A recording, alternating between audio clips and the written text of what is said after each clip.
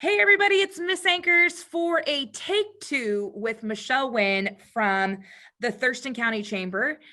She is a training and development manager and also a podcast host. So last time we did our Zoom, it didn't work.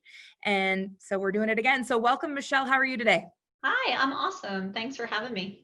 Well, I'm glad to see you again. And hopefully we can get some great information out for our students today. So what I'm going to lead in with you today is just, can you introduce yourself?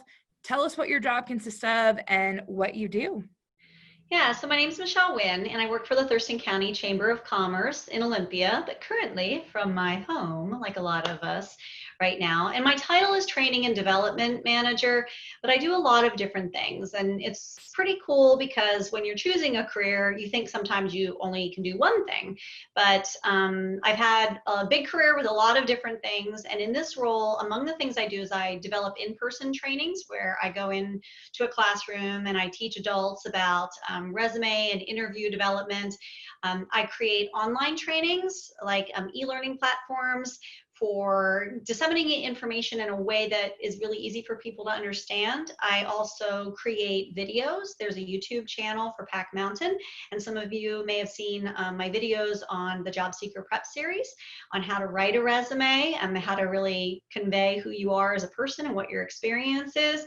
And then I'm also a podcast host. So I host a podcast called Talent Magnet, and I interview people in business that can share best practices in recruitment, training, and retention. And then a little thing I do on the side is I help Pack Mountain give away $100,000 every year to Oh, businesses, to upskill their current employees, to train them on a new skill.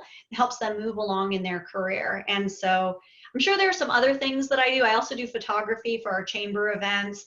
I help with a little bit of the marketing and communication. So I'm really lucky. One of my main skills is ideation. I'm an idea person. And so I get to be pretty creative in the work I do. awesome. It sounds like you wear a lot of hats at work, and I sort of like that. So it sounds like for you, know that your days are completely different every day. Every day is completely different. So, for instance, today I was teaching a group of 18 helicopter and airplane mechanics from JBLM on how to get ready for their next career. They're part of a 9-week training. And so I have a light studio here, and I can show you a little bit what my light kit looks like. You can see there's Oh, a big very light right cool. there, and there are 2 other lights. And let me get this back. And so what I do is I go into a Zoom classroom like this, and we start around 8:30 in the morning, and I taught until almost 1 o'clock. And I have them go through exercises on how to develop their interview answers. And we'll put them in breakout rooms. They have to practice. I give them feedback. It's hard work even for adults to find their next career, and nobody's naturally good at writing a resume or doing an interview. There's some work that goes into it, and I'm there to guide them through the process. So speaking about interviews, what is like one of the best tips that you gave today or that you give during your trainings about how to prep for an interview, what you should expect during an interview? What advice would you give to students about interviewing? So right off the bat, the first question we always ask is, tell us a little bit about yourself, or what's your story? And you need to prepare that answer, because if you don't, the thing that's right in the top of your mind is going to come out, or you're going to look unprepared if you're like, well, I'm a senior, I mean, if you just stumble. So the way that I teach it is in 3 parts. And let me see, I don't know if I have with my paper, but like if you were to draw a piece of paper, like 3 columns, like this. The first column is who you are and where you're coming from in your interests if you're a high school student. If you're already working, it's from where you're coming from in your career. The second column is what you're good at and passionate about and why. And then the third column is where you want to go with it. So if I were doing like an interview and someone asked me, tell me a little bit about yourself, I might say something like, if I was a senior, I would say something like, well, my name is Michele. I'm a senior at Yelm High School. I'm really strong in the areas of English, communication, written communication. I also play team sports. And actually, I'm looking for an opportunity where I could work on a team. Being on a team sport has really helped me learn how to interact with others, to communicate with them. Whenever we win a game, we don't win it as an individual, we win it as a group. And so we learn how to help build each other into being the best players that they can be. And I know that they rely on me. So I've had to take on a lot of responsibility for my own growth as an athlete. And I'm looking for an opportunity where I could potentially work on a team because I'm really comfortable with that. It's something that's like second nature to me. And I also am really strong in communication. So if I had an opportunity to do some writing or some speaking, whether it's to customers, I think I'd be really comfortable with that. That's a great answer. So, in the 3-part, I liked how you broke it down, like, you know, where you're like who you are, you're passionate. And then what was the third one again? Where you want to go with it. Where you want to go with it. I think that's a great thing for kids to remember. And I think, you know, we sort of talk about that too when we teach our career and our tech comm classes, like who you are, where are you going, and then how are you going to get there? So it sort of fits that same kind of like, tell us who you are, what you're passionate about, and then how you're going to apply those skills in your job that you want. Yeah. What are some don'ts in an interview that you tell your students? So first of all, if you don't prepare, it's going to be obvious. So you need to practice your answers out loud. And you should have a couple stories prepared about yourself, like maybe an achievement, something that you've done in the past couple of years that you're very proud of. And it could just be a project that you're working on at school, but it could have something to do with team sports or being in a club at school or achieving some type of award. And we want to hear how you did it. It could also be like teaching your younger brother how to swim, and thinking about the process that you had to go through to do that and what you learned. We also sometimes want to hear about a mistake that you made and what you learned from it, because it's important to recognize that we all make mistakes. And so practice your answers out loud. When you say it in your head, or if you write a bunch of sentences down, writing your answer, but you don't say it, it's never going to come out as good as what you wrote.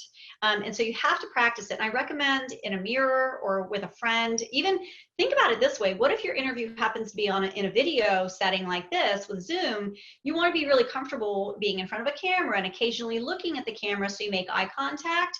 Although we're mostly going to be wanting to look at the image of the person to see how they're reacting, but just change it up a little bit.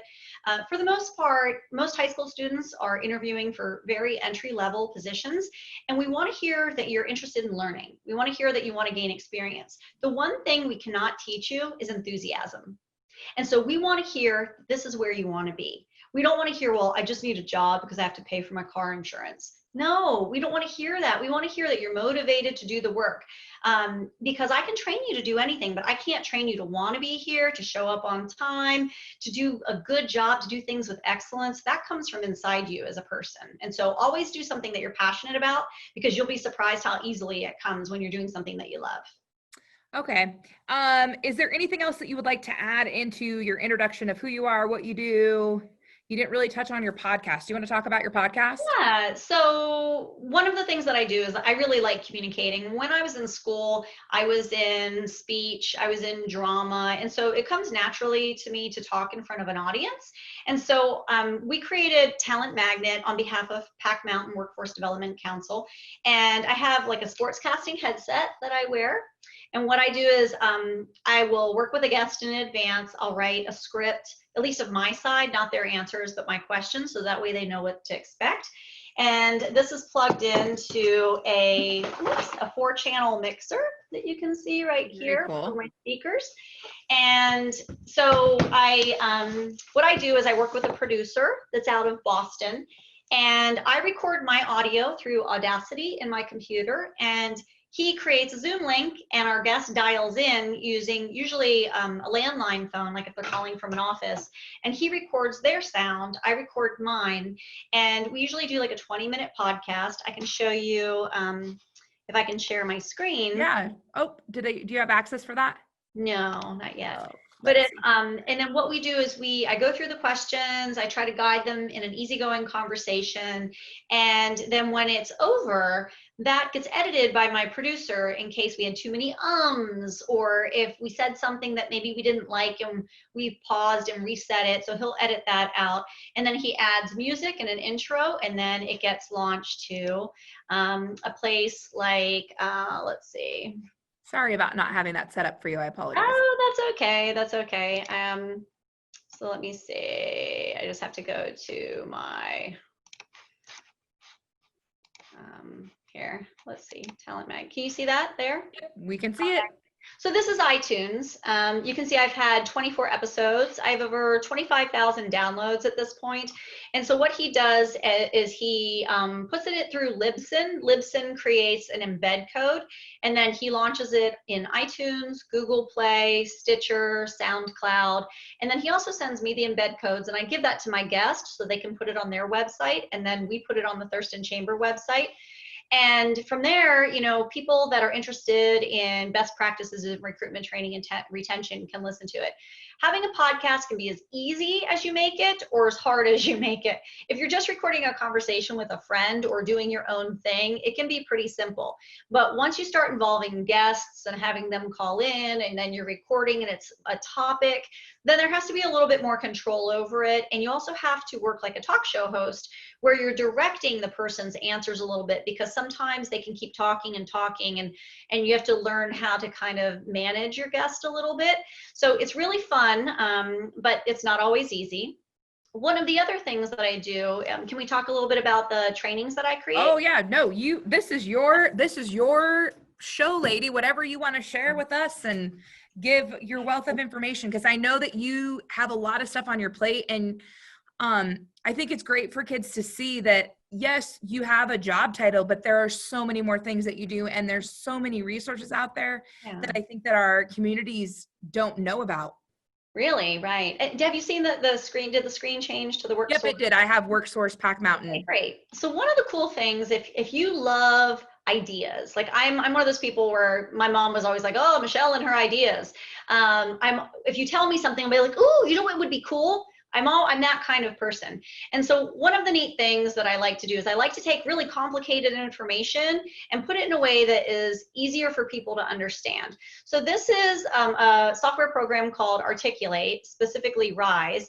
And I used it to create an orientation to WorkSource for Thurston, Lewis, Mason, Grace Harbor, and Pacific counties. And what you can see is over here on the left, I have a list of all of the different topics, and people can navigate through that. But you can see I built all of this. Of course, there's some writing involved, and I did collaborate with somebody on some of the content. But you can see I build in the colors, so I get to create branding. And in this case, the branding was already built in by WorkSource, but I had to learn what hex codes were for colors and be able to put those into the headers. I have to learn, you know, I have to just make decisions about whether or not this would be better in a paragraph or in a picture or in a list. And when people click continue, it takes them to another area. And then I grab these images off the internet. I embed different links. I explain how to access information. In this case, I took the embed codes from YouTube for this video and put it in here so people would have easy access to it. And then, you know, flyers, not only do people need to see the flyer, like when you click here, it enlarges, but here they can click it to download it. So it's like a one-stop location for people to get all the information that they need to about how to create an account through WorkSource WA to look for employment that's free, how to apply for unemployment, how to access the job seeker resume series, which a lot of the students are watching. You can see I embedded it right here into this program.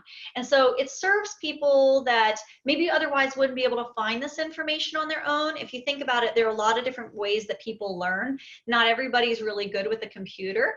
This is a program that's really cool because it optimizes it for a tablet or a mobile device, because not everybody has a computer at home. And so, but a lot of people have a smartphone. And so I rely on tools like this, and I found tools like this to create equity and access so that everybody can access the same information. So that's just a little example of a few of the things that I use as tools to communicate to the public about services that are available to them. And it's just really exciting to be able to help people in that way, because people just don't know where to go to get some information sometimes. So if this just popped in my head, because I know what I have an idea of what Pack Mountain and WorkSource is. So if there were somebody watching this that didn't know what those two services did, how would you summarize Pack Mountain and Workforce? Do they go together, or sometimes I feel like I say those two things and then they're completely different? But give us some background on Pack Mountain and Workforce, and what does it do for the community? So your students should know that like every year, their parents and even them, if they're working, we pay taxes, right? And when we pay those taxes, that money goes to the federal government. And then the federal government takes that money and then they redistribute a portion of it back to the states. Some of that money comes to the states through the Department of Labor to help with workforce needs, to develop the workforce, just like that $100,000 I'm giving away to business in our Yeah. region to help develop their employees. And a lot of it goes to help people who are unemployed. So people who are getting unemployment right now because they've been laid off, that money did come from Department of Labor and then came back to the states. Pack Mountain is a workforce development council, and there are 12 of them in the state of Washington. They receive that money on behalf of the state, it's given to them, and then they distribute it in a way that they know that their region needs it. And so Pack Mountain contracts with us at the Thurston Chamber in our workforce division to do a lot of this work with business. And so that's how I get to do the cool work that I do with JBLM and our helicopter and airplane mechanics, as well as, you know, giving away the funds for training for businesses and creating projects like this where people can access information that helps them, you know, with their workforce development needs. And what that really means is how to find a job. Now, WorkSource is what we call the system that helps people and business with their workforce needs. So in Thurston County, there's a physical building in Tumwater, and there it says WorkSource on the outside of it. But what it is, it's a group of different organizations in the same building. Imagine like being under the umbrella called WorkSource, and they're there to help youth. They have adult services, youth services, veteran services. So when you walk in, what they do is they kind of triage you and figure out, you know, what it is that you really need. Now, in the past, when the building was open, prior to our going to virtual services, you could go in and just use the computers for your job search. You could print your resume. You could go to a resume class. We've moved that all virtual, and that's why we have that orientation to virtual services, because we are still working to help people, whether you're a business or a job seeker. We just have to do it a little bit differently right now during the era of social distancing. Eventually, we may go back to somewhat of that system, but right now it's all virtual. Have you noticed an increase in your numbers of people logging into the website and using the resources since COVID-19? Yes, you know, I think one of the biggest demands right now is on unemployment. There are a lot of people that have been laid off, but then there are others that they want to attend online classes. And one of the sections in that orientation is how to access all of the online classes. So they can click on that, they can register for a class, and then just like we're in this environment right now, they can watch someone do a class on resume development or how to determine what your skills are. And so there are a lot of people that are taking advantage of those. It's a really good time for it, because usually when you're busy working, you really don't have time to develop those skills, whether it's interviewing or resume. People are busy. And so the people that are making the most of the time and utilizing those resources, they're going to feel a lot more confident the next time that they have an interview. They're going to feel better about how to write their resume.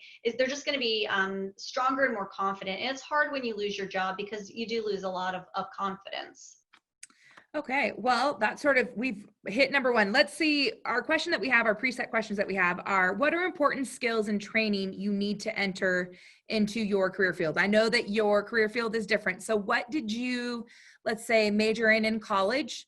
And then what skills did you take away from college to help you where you are today? Yeah, so I was the first person in my family to go to college. My father went into the military when he was really young, like 17. He kind of lied about his age, but back then you could do that. Yes. My mother is from Germany, and so he married her when he was there. And so they didn't have the opportunity to go to college. And I was really good academically in school. And so I was the first one to go. I went to Penn State University. I used to live in Pennsylvania. And when I first went there, I chose a major of mass communications. And, you know, the first 2 years of school, you're basically learning like your basic education. You know, you're getting out your college level math and English and sociology and psychology out of the way. And I think I panicked a little bit that maybe I had chosen the wrong major. And so I changed my major. I think it was my sophomore year, and I should have never done it, but I changed it to psychology because I really liked the classes. And so I was a psych major for several years. And then I realized I don't want to go to grad school, and I don't want to be a psychologist. I was just fascinated by it. And so I wish I had stayed in my mass communications degree, because that's exactly what I'm doing now. Some of the mistakes that I made was I didn't look for a mentor. I was the only person in my family to go to college, so they couldn't even advise me. And the second thing was I didn't spend enough time talking to career counselors at the school and finding out the information that I needed to. I should have just stayed put and gotten past those first 2 years to take the classes that were in my major and really get a feel for it before I made a decision. But we make mistakes and we end up where we are. So at least I have a bachelor's degree, and I will say a bachelor's degree opened up the door to a lot of opportunities to me. Many jobs that I want to do require a bachelor's degree, but it's definitely not necessary for everyone. There are fantastic jobs out there that don't require a bachelor's degree. What that training, though, gave me in school was excellent writing skills. And in my career field, whether I'm writing curriculum and creating a class, or I'm learning how to communicate visually with images, writing is really, really a strong, important skill to have, as well as public speaking. So I took a lot of public speaking classes. If you're going to be a trainer, those are essential, because either you're in front of a classroom speaking to adults, or you're going to be doing this virtually online, or you're creating curriculum. You have to be okay with written and verbal communication. And it's kind of my thing. Yeah. So last time we talked about we talked about the difference between writing a English paper and writing a script. Can you touch on those? Because you say writing a lot, and I think kids, oh my God, I hate writing papers. So what kind of writing do you do? Yeah. So writing is an activity, and you have to think about it like tools in a toolbox, right? You may have a hammer for smacking a nail into a wall, but you're probably not going to use a screwdriver to smack that nail into a wall. Well, you could, but it's not going to be as effective as that hammer. And so when you're trying to communicate an idea, you're going to rely on different tools. If your idea is fantasy and creativity, the tool that you're going to use for that is maybe a novel or a short story, and you're going to write around that cool creative idea with a plot and a plot twist, right? And develop characters. I'm not really great at that, so that's not my kind of writing. There are people out there who are naturally good at rhymes, and there's a new career field for them called rapper or a songwriter, right? Really? And they are using a different tool that I don't use. I don't know how to use that tool. So I'm not that kind of a writer, but there are people who are naturally gifted at that. There are other people that are really good technical writers. They could tell you how to do a task, like say making toast. They could write step by step by step on how to make toast, and they'd be amazing at it. They'd be super clear at it, but they could never write a novel.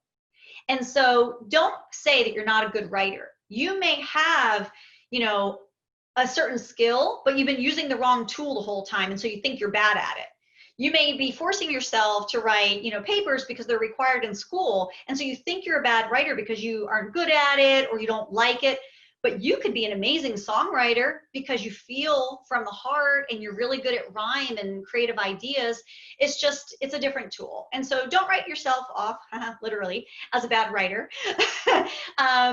Just know that you might be good at different tools, and the one that you're using right now may not be the tool that you need for the job to communicate the idea that you want to get out to the world. Awesome. Okay. What do you recommend students do now to prepare for employment? So right now you need to be in career exploration mode, and you're really lucky because you do have a lot more access to resources than I ever did as a student. We talked a little bit about the program at your school, right? Oh my gosh, help me out. I'm thinking B2Y Connect, but that's the plug-in. Career cruising. Career cruising. Yep. And so when you have access to things like that, where you can go and research careers and you can ask people in your community, hey, what's a day in the life like? Or when you went to school for this career, what was something that you were surprised by that wasn't what you expected when you started the job?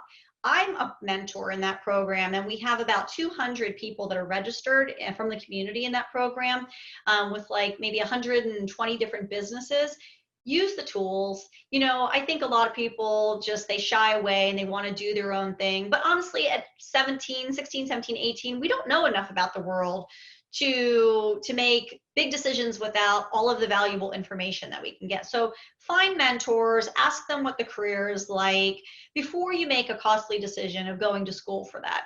Secondly, don't be afraid to just take step one. When we say, oh, what do you want to do when you get out of school? It's not what you're going to do for the rest of your life. I've been in this job 6 years. And when I first started at the chamber, this wasn't my job. It was only about 3.5, 4 years ago that I became a master trainer. And so before that, you know, one of my careers was I worked at Pebble Beach Golf Resorts in California, and I was a food and beverage manager. And so I've been a lot of different things in my life. You don't have to choose one thing. Today, most of us change careers every 3 years or so. What you want to do is figure out what you're naturally good at and play to your strengths. And the thing that you love, you will be able to follow that passion throughout your life if you choose something that you like. However, we also have to pay the bills, right? And so you want to think about, if the job that you really love doesn't pay much, maybe you think about having a backup plan and a side hustle that helps you make money so that you can afford the lifestyle that you want. And then always be learning. Don't think that just when you graduate from high school, that's it, you're done. Because even after you graduate from college or a trade school, guess what? You're always learning. And so, but it's fun. If it's something that you like, you want to learn, you're thirsty for more information and knowledge and to improve your skills. So you sound like you love to go back and learn new things. If you could go back and pick a different career, would you, or would you, and if you would, what career would it be? Or would you sort of stay in this career path that you now are in? You know, it's hard to say because who I am today is a result of the entire journey that I've been in, and I've learned so much. I think one of the reasons why I'm really good at resume development and interview skills is because I've reinvented myself so many times. So if I didn't have that career path of changing things so often, I wouldn't be as good at understanding different careers. And so it's a benefit that I have that. However, because I am really engaged in communications, video editing, video production, you know, podcast, writing and production, all this stuff that is really exciting today. If I'd stayed with my first degree and made my way through, I would have had stronger knowledge. I would have gotten started in my career earlier. I may have progressed on a different pathway. I might be in a different position today. I may have maybe had this job 15 years ago. And then where would I be today? Maybe I might be working for a different kind of organization, or I may have gone into broadcast journalism because I like video production so much and being in front of a camera. So we never know, like we really can't rewrite history, but if I can advise you, before you make big decisions, ask people. Like, stick with what's in your heart if you can, but also collect all the information so that you don't have to look back and have a regret that you made a hasty decision based on panic or fear that maybe you couldn't do it, or maybe it was something else was attracting you. Just do your research before you make a big decision like that, because, you know, maybe I've lost some time in my career and it could have affected my earnings. Maybe I'd be earning a different salary by now if I had those extra 15 years of experience. Okay. So this week in TechCom and in our classes, we're learning about resumes. And, you know, you spend a lot of time guiding people with their resumes. And I guess, what are your maybe top 3 things that students should remember when creating their resumes? So the purpose of a resume is to make you qualified for the job and interesting enough for an interview. And so say you're applying for a position in retail, and at the top of your resume, the very first thing that says is that you want to be a veterinarian student. You're not a match for that. So you want to be the thing that they're looking for. So you would want to talk about that you're a people person, or that you're service oriented, that you naturally like helping others. Those kinds of things will be more in alignment with the type of job that you're applying for. Next is, don't lie on a resume. Don't make things up. Always tell the truth on a resume, because it's an integrity issue if we find out that you've lied. And then we wonder, what else might we be worried about with regards to your integrity? The third thing is, don't have your mother write your resume. Write it yourself. And I say that jokingly, but I even tell people don't pay somebody to write your resume. Write it and then have someone help you spruce it up so that it comes off as professional. And never submit a resume with an error on it, spelling errors, format errors, because then I'm always going to be wondering if you have enough what do you want to call it?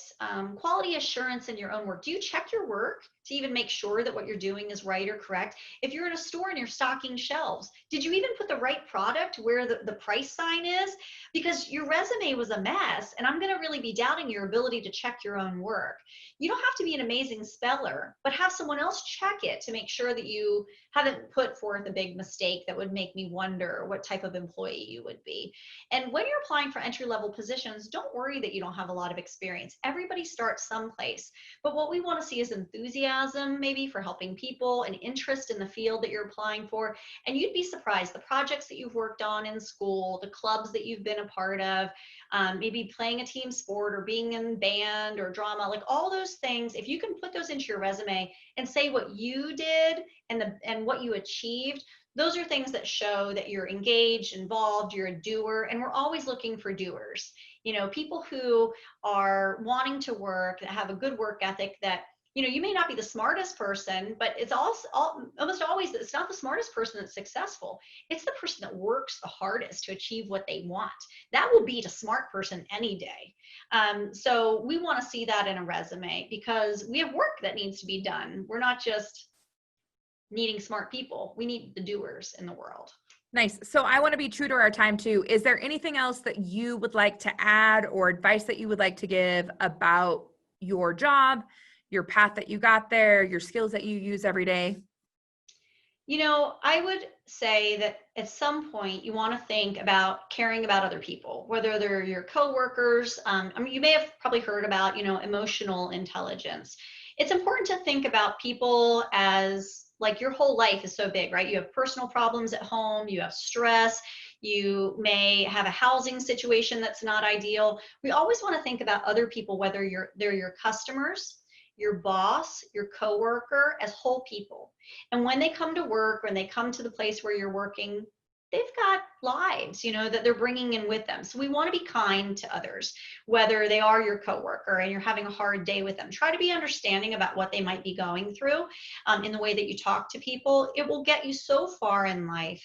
Our network and who we've worked with before, we carry that with us throughout our lives. And when we treat people really well, people remember how you made them feel. And so I would say work on that. Think about how you make people feel, and that will take you so far in your professional career and in your personal lives. Okay. Well, here's our last question. What advice would you have given yourself in high school to better prepare yourself for your career field or where you're at right now or your career journey? I would probably say trust your instincts. I was in senior year. I knew I wanted to go into mass communications and advertising. I was someone who could make up like a jingle really easily for a product, or I could quick on the spot make up a story or come up with an idea for a slogan or a saying. And I ended up not trusting my instincts. Fear took over.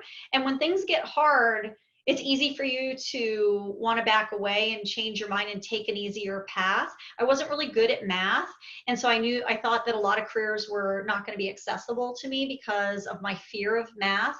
But honestly, like, if you can find a really good teacher, and now there's Khan Academy, there are all sorts of resources, don't let the fear of something being hard stop you from doing it, because you're capable of so much. You just have to take baby steps to overcome it. And before you know it, you'll be achieving in an area that you didn't think was possible. And then so many more doors will open up to you that you thought were maybe going to be closed. Awesome. Any last advice? It's your time to wrap it up and close out our meeting. I think you ended it on a great note, and like just trusting your gut. I think that sometimes as individuals, we forget that gut feeling, you know, and maybe do what somebody else, oh, this would be better for you, or you should do this. And we get persuaded to do something that we're not really sure about. So I think, you know, trusting that gut's really important. Yeah, it is. Be true to yourself. You know, don't try to be something that you're not, but also be realistic about what it takes to live in a modern world. You know, today's living is a little bit of, it's expensive, especially if you've had an iPad and the latest phone and you want a nice car and you really want to live in a nice neighborhood with a great house. Like, you have to think about your lifestyle. I thought I wanted to be a chef because I loved cooking. And so I went to the Culinary Institute of America after Penn State and I got a culinary degree. But what it did was it ruined my hobby. I really liked cooking. And then when I did it professionally, all of a sudden, it kind of took away my joy. And so, you know, you don't always have to pursue the thing that just makes you happy. You also need something that's going to allow you to live the lifestyle that you want. And when you can find that thing that gives you a balance of both, then you're always going to be successful. Awesome. Well, thank you so much, Michele, for your time, and check out the Pack Mountain website. I think it's a great resource for young adults and for our community. So thanks, Michele. Have a great rest of your week. Thanks, you too.